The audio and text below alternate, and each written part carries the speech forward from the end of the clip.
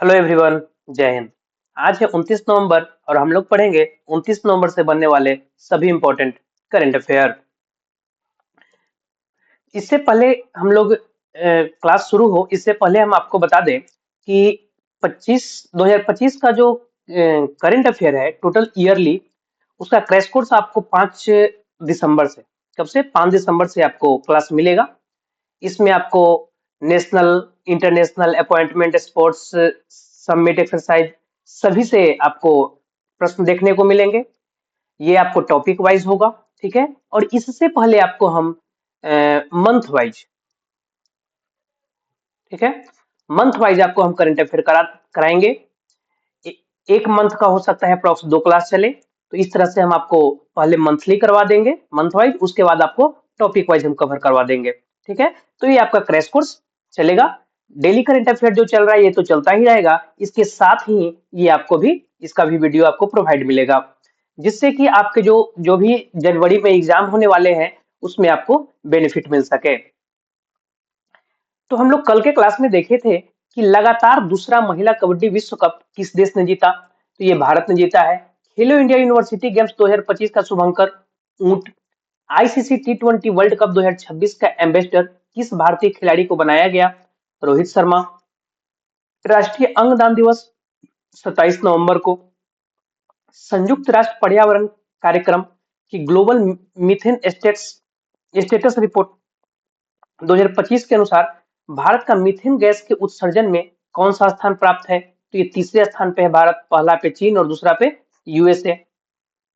राष्ट्रपति द्रौपदी मुर्मू ने संविधान दिवस 26 नवंबर जो है कितनी भाषाओं में संविधान का अनुवादित डिजिटल संस्करण जारी किया, तो ये 9 भाषाओं में।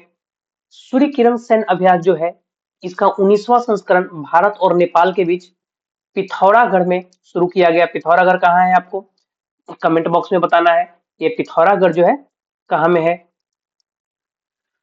किस राज्य में पोलावरम, मरक्कापुरम और मदनपल्ले नामक 3 नए जिले बनाए गए, ये आंध्र प्रदेश में बनाए गए। जैमी बुकर किस देश से संबंधित है जिन्होंने हाल ही में आयोजित दुनिया की सबसे ताकतवर महिला प्रतियोगिता का खिताब जीता, ये यूएसए से है। 53वें इंटरनेशनल एमी अवार्ड्स में सर्वश्रेष्ठ अभिनेत्री का अवार्ड जीता एना मैक्सवेल मार्टिन ने, ठीक है। ये सभी प्रश्न हम लोग कल के क्लास में देखे थे। हम लोग चलते हैं आज का प्रश्न संख्या 1 पर। तो भारत के पहले प्राइवेट तौर पर विकसित कॉमर्शियल ऑर्बिटल रॉकेट का क्या नाम है, जिसे प्रधानमंत्री मोदी द्वारा लॉन्च किया गया है, तो इसका नाम हो जाएगा विक्रम 1। ऑप्शन सी इसका राइट आंसर है। प्रधानमंत्री नरेंद्र मोदी ने हैदराबाद में स्काईरूट एरोस्पेस के इंफिनिटी कैंपस का उद्घाटन किया और कंपनी के पहले ऑर्बिटल रॉकेट विक्रम 1 का वर्चुअली अनावरण किया। भारत के निजी अंतरिक्ष क्षेत्र के लिए एक महत्वपूर्ण कदम माना जा रहा है, जिसे 3 साल पहले उद्यमियों के लिए यह खोल दिया गया था। स्काई रूट जो है इससे पहले नवंबर 2022 में विक्रम एस लॉन्च कर चुका है, ठीक है। क्या विक्रम एस, जो भारत का पहला निजी तौर पर विकसित सब ऑर्बिटल रॉकेट था, ठीक है।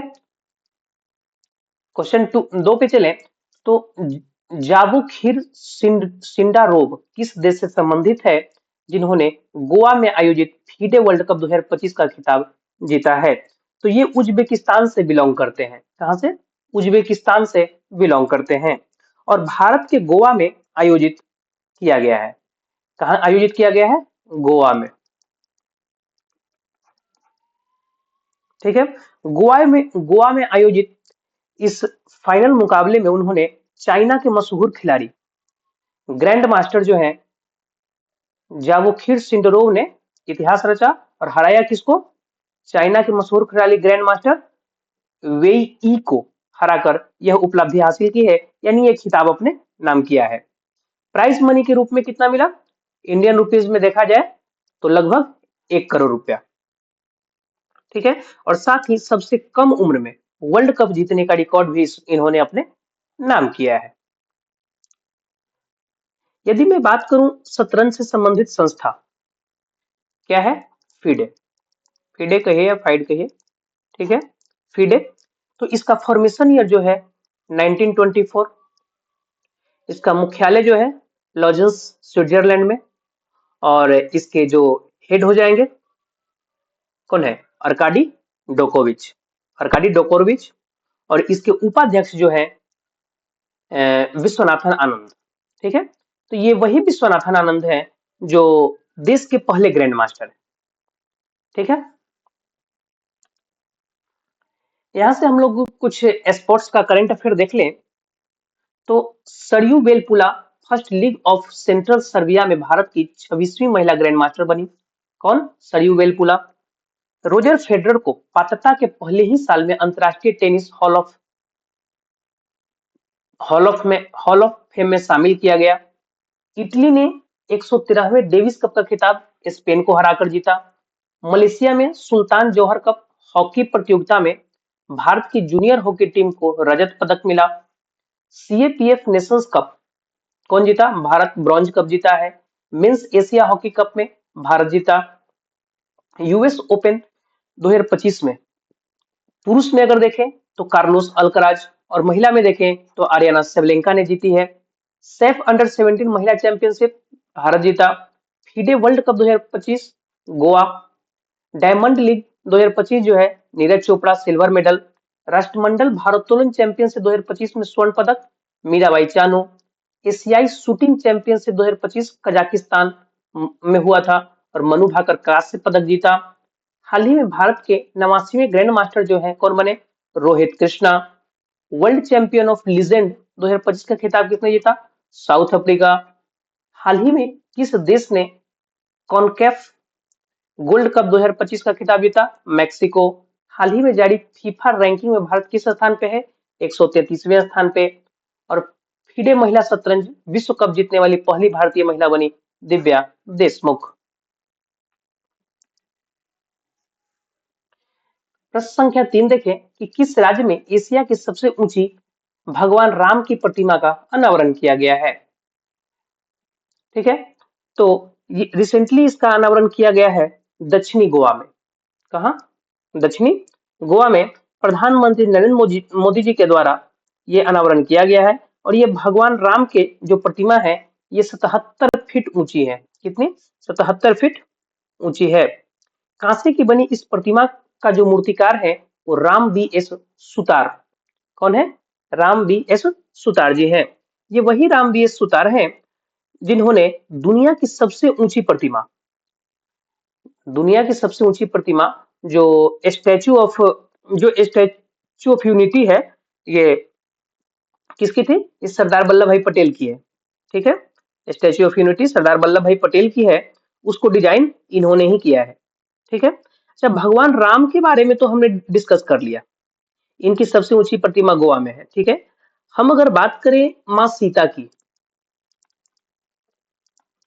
ठीक है, मां सीता की बात करें तो दुनिया का सबसे बड़ा जो मंदिर है मां सीता का, ये बनने जा रहा है बिहार में।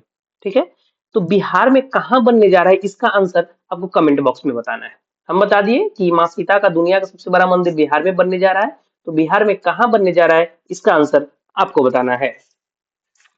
ठीक है, गोवा, गोवा जो है भारत का एरिया वाइज सबसे छोटा राज्य है। ठीक है, आप देखें कि गोवा के राज्यपाल अशोक गजपति राजू हैं, मुख्यमंत्री प्रमोद सावंत, राजधानी पणजी हो गई। 57वें संविधान संशोधन अधिनियम ने गोवा को 25वां राज्य बना दिया था। 30 मई 87 से ये प्रभावी हो गया। 100% साइबर धोखाधड़ी प्रतिक्रिया प्रणाली वाला भारत का पहला राज्य गोवा है। पूर्ण कार्यात्मक साक्षरता हासिल करने वाला ये दूसरा राज्य बन गया है। 10वें आयुर्वेद दिवस का आयोजन गोवा में, और भारत का पहला एकीकृत न्यूरो पुनर्वास केंद्र जो है गोवा में है। प्रश्न संख्या 4 को देखें कि किस राज्य में होया डावोडियंसिस नामक नई पादप प्रजातियां खोजी गई है। ठीक है, तो ये प्लांट की प्रजाति है जो कि खोजी गई है अरुणाचल प्रदेश में। कहा, अरुणाचल प्रदेश में।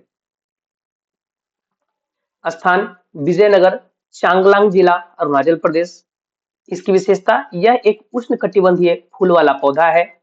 अगर इसका महत्व हम देखें तो इस खोज से भारत की जो वनस्पति है उसमें विविधता वृद्धि हुई है।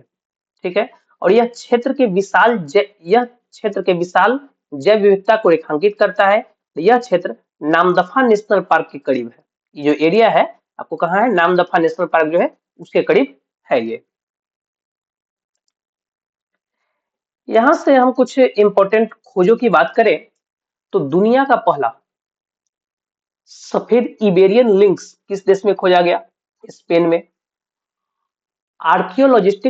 लॉजिस्ट्स ने दिल दिलमुन सभ्यता का 4000 साल पुराना मंदिर खोजा, कुवैत ने। राजस्थान के जैसलमेर में भारत का पहला फाइटोसोर जीवाश्म मिला जिसकी उम्र लगभग 20 करोड़ वर्ष यानी जुरासिक काल की समय का है। ठीक है, 20 करोड़ वर्ष पुराना माना जा रहा है। नासा जो है पृथ्वी के अस्थायी दूसरे चंद्रमा 2025 PN7 की खोज की पुष्टि की। न्यूजीलैंड से संबंधित दुर्लभ ब्लू पिंक गिल मशरूम हाल ही में तेलंगाना में खोजा गया है। हेप्टालेउरम एस्टामिकम नामक एक नई पादप प्रजाति खोजी गई असम में। स्मिथोफिस लेप्टोफैसिआटस नामक सांप की एक नई प्रजाति खोजी गई मिजोरम में। जोग्राफेटस मैथ्यू नामक तितली की प्रजाति खोजी गई केरल में। मेढक की एक प्रजाति है अमोलोप्स शिलोंग, खोजा गया मेघालय में। बेडेड ड्रोयल तितली की एक प्रजाति है, दुर्लभ प्रजाति खोजी गई त्रिपुरा में। यूथालिना मलक्काना तितली की एक प्रजाति है, खोजा गया अरुणाचल प्रदेश में। गार्सिनिया कुसुमे नामक एक वृक्ष की प्रजाति है, असम में खोजा गया। लेप्टोब्रैकियम आर्यटियम मेढक की प्रजाति है, असम में खोजा गया। पंड्या वंश से संबंधित 800 साल पुराना शिव मंदिर खोजा गया है तमिलनाडु में। विश्व की सबसे खतरनाक मकड़ी बिग बॉय खोजा गया ऑस्ट्रेलिया में। दुनिया का सबसे बड़ा सफेद हाइड्रोजन भंडार खोजा गया है फ्रांस में। और अमेजन में खोजे गए दुनिया के सबसे बड़े सांप का क्या नाम दिया गया है, नॉर्दर्न ग्रीन एनाकोंडा। ठीक है, हम लोग चलते हैं क्वेश्चन नंबर 5 की तरफ कि किस दिन हर साल लाल ग्रह दिवस मनाया जाता है। तो ये मनाया जाता है नवंबर महीने के 28 तारीख को। ठीक है,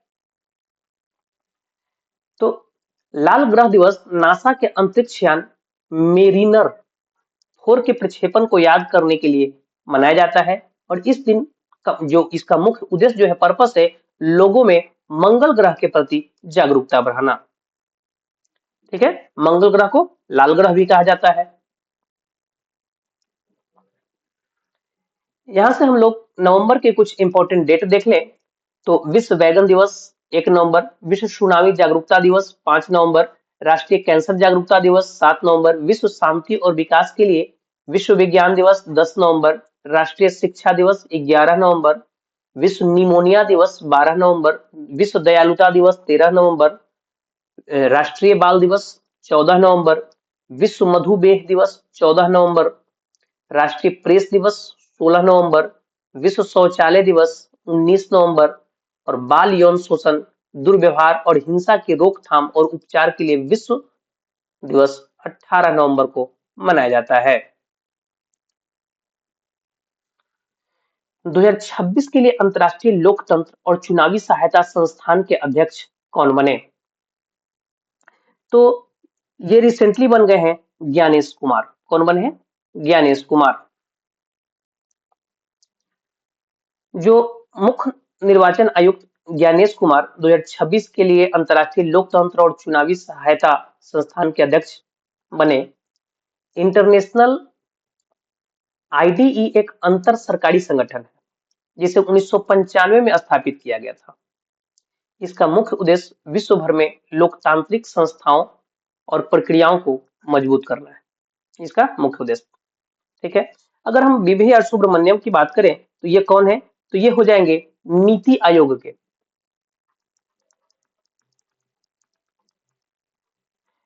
आयोग के सीईओ। ठीक है, इसके उपाध्यक्ष हम बात करें नीति आयोग के तो ये हो जाएंगे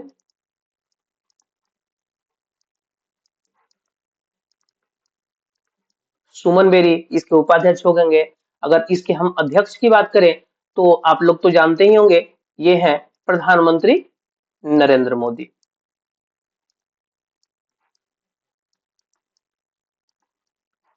ठीक है। आर वेंकट रमनी की हम बात करें तो ये भारत के अटॉर्नी जनरल हैं। क्या है? भारत के अटॉर्नी जनरल। आपसे एक यहाँ से हम प्रश्न पूछना चाह रहे हैं, आप उसका जवाब कमेंट बॉक्स में बताइएगा कि भारतीय संविधान के आर्टिकल कितना में, यानी किस अनुच्छेद में अटॉर्नी जनरल की चर्चा की गई है, उल्लेख किया गया है। ठीक है। ये सूर्यकांत, ये सूर्यकांत जो है भारत के चीफ जस्टिस ऑफ इंडिया जो है, ये 53वें क्रम के चीफ जस्टिस ऑफ इंडिया बने हैं।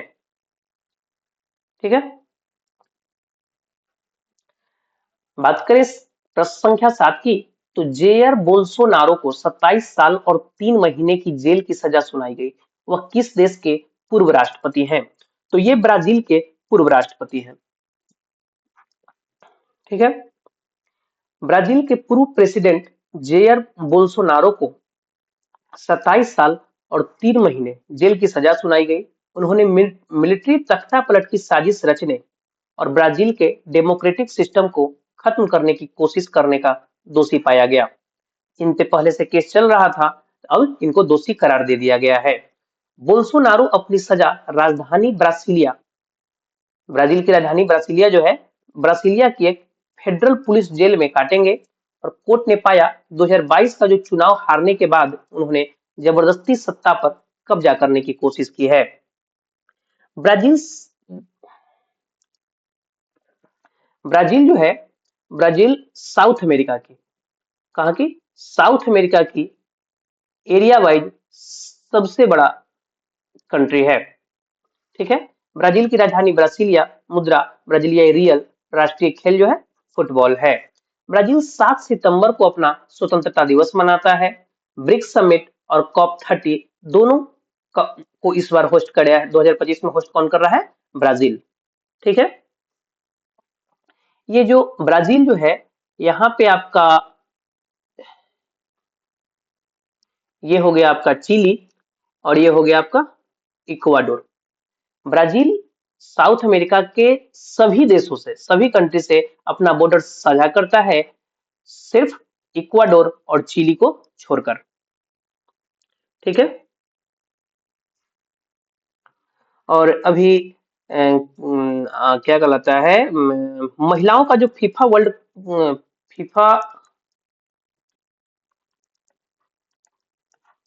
महिलाओं का जो फीफा वुमेन्स वर्ल्ड कप होगा वो 2027 में, ये होस्ट कौन करेगा? ये भी ब्राजील ही होस्ट करेगा। कब होगा? 2027 में ये ब्राजील ही होस्ट करेगा। ठीक है।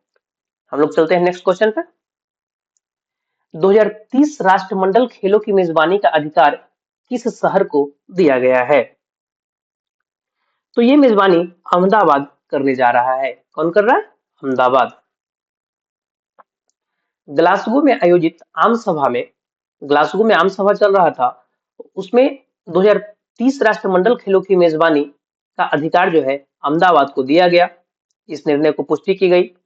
74 राष्ट्रमंडल देशों के प्रतिनिधियों ने इस प्रस्ताव को मंजूरी दी, जो नई दिल्ली में 2010 के बाद भारत की दूसरी मेजबानी है। यानी 2010 में भारत मेजबानी किया था, जो कि नई दिल्ली में हुआ था, और अब ये दूसरी मेजबानी अहमदाबाद में होने जा रही है। कब? 2030 में। यहां से कॉमनवेल्थ गेम की बात हुई है। ठीक है। कॉमनवेल्थ गेम की बात की जा रही है, तो इसका फॉर्मेशन ईयर जो है 1930 है। इसकी शुरुआत की गई कहां से? तो हैमिल्टन, कनाडा से। इसकी शुरुआत कहां से हुई थी?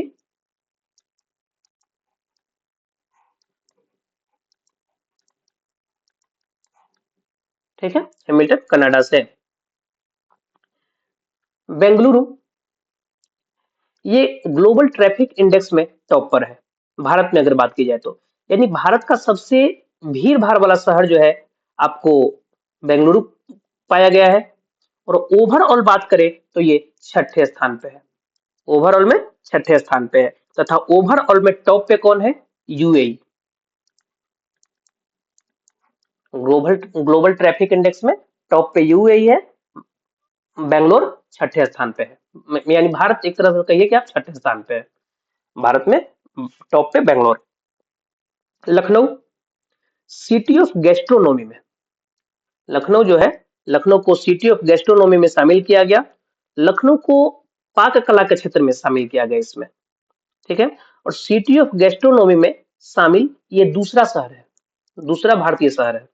तो प्रश्न उठता है कि पहला भारतीय शहर कौन था? तो हैदराबाद था। कौन था? अहमदाबाद नहीं, हैदराबाद, ठीक है। मुंबई को एशिया का सबसे खुशहाल शहर बनाया माना गया है, बताया गया है, माना गया है, जो भी कहिए। नेक्स्ट क्वेश्चन चले, क्वेश्चन नंबर 9, कि किस संस्था ने नवंबर 2025 में सामाजिक परिवर्तन के लिए इम्पैक्ट राइज पहल शुरू की है? तो इसकी शुरुआत रिसेंटली आईआईटी खड़गपुर के द्वारा किया गया है। आईआईटी खड़गपुर ने नवंबर 25 में इम्पैक्ट राइज यानी अनुसंधान, नवाचार, कौशल और उद्यमिता की पहल शुरू की है। यह पहल बड़े पैमाने पर सामाजिक परिवर्तन के लिए अस्थायी प्रौद्योगिकी और प्रबंधन पर केंद्रित है। आईआईटी खड़गपुर के प्लेटिनम जुबली वर्ष के दौरान इसे राष्ट्रीय प्रतिज्ञा के रूप में घोषित किया गया था, ठीक है। ये वही आईआईटी खड़गपुर है जिसने हाल ही में ड्रम नामक एक वेब ऐप विकसित किया, ठीक है। ड्रम यानी कि diagnostic route planning for urban green mobility, ठीक है। और कुछ आईआईटी के बारे में हम लोग एक्स्ट्रा फैक्ट देख लें कि भारतीय डाक ने जेनजेड थीम पर आधारित अपना पहला डाकघर आईआईटी दिल्ली में खोला। आईआईटी पलक्कड़ ने भारत का पहला एआई आधारित लर्निंग ऐप टूतोज लॉन्च किया है। कौन? आईआईटी पलक्कड़। आईआईटी रुड़की के एआई ने हस्तलिखित मोदी लिपि को देवनागरी में परिवर्तित किया। आईआईटी मद्रास ने भारत की सबसे हल्की व्हीलचेयर वाईडी-1 लॉन्च किया है। कौन? आईआईटी मद्रास। स्तन कैंसर का समय रहते पता लगाने के लिए आईआईटी मद्रास ने भारत का पहला कैंसर जीनोम एटलस लॉन्च किया। एनआईआरएफ 2025 समग्र श्रेणी में आईआईटी मद्रास पहले स्थान पर रहा। भारत का पहला हाइपरलूप टेस्टिंग ट्रैक तैयार हो गया है। ये ट्रैक आईआईटी मद्रास के कैंपस में बना है और इसकी लंबाई 410 मीटर। आईआईएससी भारतीय विज्ञान संस्थान बेंगलुरु ने अत्यधिक रक्त थक्के बनने से रोकने के लिए एक नया नैनोजाइम विकसित किया है।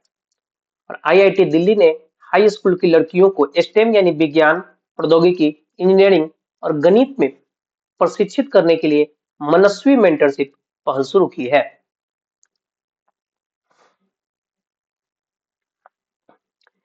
प्रश्न संख्या 10 देखें कि 2025 लोकनायक फाउंडेशन साहित्य पुरस्कार के लिए किसे चुना गया? तो इसके विजेता बेलामाला सिमन्ना है। कौन है? बेलामाला सिमन्ना। ऑप्शन सी इसका राइट आंसर हो जाएगा। बेलामाला सिमन्ना एक प्रतिष्ठित तेलुगु लेखिका है जिन्होंने 100 से अधिक पुस्तकें प्रकाशित की है और इस सम्मान में उनको पुरस्कार राशि कितना मिल रहा है? तो 2 लाख नगद, ठीक है। और कहाँ मिल रहा है? तो कब मिल रहा है? 18 जनवरी को, 18 जनवरी 2026 को ये पुरस्कार राशि उनको मिलेगा, ठीक है। बानू मुश्ताक, बानू मुश्ताक जो है इंटरनेशनल बुकर अवार्ड 2025 ये से सम्मानित किए गए हैं। किस लिए भाई? तो इनका जो इनकी रचना है हार्ट लैम्प के लिए, ठीक है। डेविड जेले ये बुकर अवार्ड 2025 से सम्मानित किए गए हैं, ठीक है। किस लिए? इनकी रचना है फ्लेश के लिए। मोहनलाल, मोहनलाल जो है ये 2023 का दादा साहब फाल्के अवार्ड से ये सम्मानित किए हैं, यानी दादा साहब फाल्के अवार्ड अपने नाम किए। तो आप लोग कहिएगा कि 2023 का अभी क्यों बता रहे हैं? ये अवार्ड था 2023 का लेकिन ये मिला है 2025 में, ठीक है, इसलिए ये बता रहे हैं। ये अवार्ड है 2023 का लेकिन ये मिला कब है? 2025 में, इसलिए इसको याद रखें। यहाँ से कुछ हम लोग रिसेंटली अवार्ड और ऑनर का रिवीजन कर लें कि प्रतिष्ठित honorary Oscar award Tom Cruise को मिला, desert palm achievement award Leonardo DiCaprio को, इंदिरा गांधी शांति पुरस्कार मिशेल बैचलेट को, फ्रांस का सेविलियर पुरस्कार थोता ठरानी, पैट्रियट ऑफ द ईयर पुरस्कार मेलेनिया ट्रंप को, विश्व शांति एवं सुरक्षा नेता पुरस्कार श्री श्री रविशंकर को, बुकर पुरस्कार हम लोग पीछे देखें, young champion of the earth award Jinali Modi को मिला है, दादा साहब फाल्के अवार्ड मोहनलाल अभी हमने देखा ऑप्शन में, मरणोपरांत पीवी नरसिम्हा राव अवार्ड मनमोहन सिंह को, सरस्वती सम्मान भद्रेश दास, 59वां ज्ञानपीठ पुरस्कार विनोद कुमार शुक्ल, एबेल पुरस्कार मसाकी काशीवारा, स्टॉकहोम जल पुरस्कार गुंटर ब्लोसल को, संगीता कलानिधि पुरस्कार आर के राम कुमार को मिला, पितजर पुरस्कार लियू जियाकुन को, लता दीनानाथ मंगेशकर पुरस्कार कुमार मंगलम बिरला को, विज्ञान रत्न पुरस्कार ये मिला जयंत विष्णु नार्लिकर को। ठीक है, आपसे हमने कल के क्लास में प्रश्न पूछा था कि वर्ल्ड बॉक्सिंग के नए अध्यक्ष कौन बने हैं, तो ये बने हैं गेनाडी गोलोवकिन, इसका राइट आंसर है। प्रश्न नंबर 2 हम पूछे थे आपसे कि दुनिया के सबसे सक्रिय ज्वालामुखियों में से एक किलाउआ ज्वालामुखी में विस्फोट देखने को मिला और यह किस देश में स्थित है। ठीक है, तो इसका राइट आंसर हो जाएगा यूएसए, अमेरिका। ठीक है,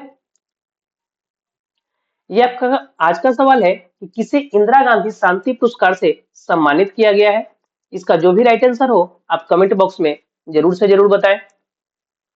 क्वेश्चन नंबर 2 है कि कौन सा देश 2026 में COP31 जलवायु शिखर सम्मेलन का आयोजन करेगा। इसका भी जो भी राइट आंसर हो आप कमेंट बॉक्स में जरूर से जरूर बताएं। Thank you. आपको ये वीडियो अच्छा लगे तो इसे लाइक करें, चैनल को सब्सक्राइब करें और इसे अधिक से अधिक शेयर करें ताकि आपके साथ साथ आपके भाई बंधु को भी इस क्लास का बेनिफिट मिल सके। थैंक यू, हम लोग मिलते हैं नेक्स्ट वीडियो में। धन्यवाद।